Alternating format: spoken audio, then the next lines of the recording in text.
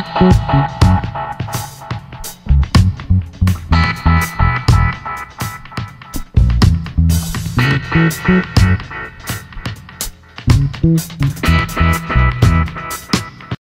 पवार यांचा सिंचन घोटाळा नेमका आहे तरी कसा आणि नेमका कसा घडला आणि याची सुरुवात कशी झाली त्या स्पेशल रिपोर्टमध्ये आपण पाहणार आहोत। राज्यातील सिंचन गैरव्यवहार प्रकरणी चौकशीत माजी जलसंपदा मंत्री अजित पवार यांच्यावर ठपका ठेवण्यात आल्याने खळबळ उडाली।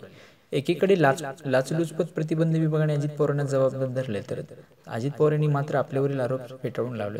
विधिमंडळाच्या अधिवेशनात मराठा आरक्षण विधेयक मांडण्याची धामधूम सुरू असताना राष्ट्रवादीचे नेते अजित पवार यांच्यावर सरकारनं आरोपाचा बॉम्ब टाकला। तसेच राज्यातील सिंचन गैरव्यवहाराला माजी जलसंपदा मंत्री अजित पवार जबाबदार असल्याचा ठपका एसीबीने मुंबई उच्च न्यायालयात नागपूर खंडपीठात सादर केल्याने प्रतिज्ञापत्र ठेवले।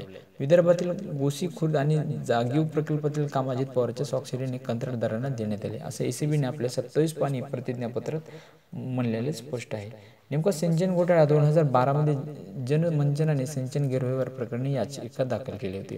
तसेच डिसेंबर 2014 मध्ये मुख्यमंत्री देवेंद्र फडणवीस यांनी याची चौकशीचे आदेश दिले। तसेच 2014 पासून लाचलुचपत प्रतिबंध विभागाने गैरव्यवहाराचा तपास केला आणि 2016 मध्ये अतुल जगताप यांनी याबाबतची आणखी एक याचिका दाखल केली।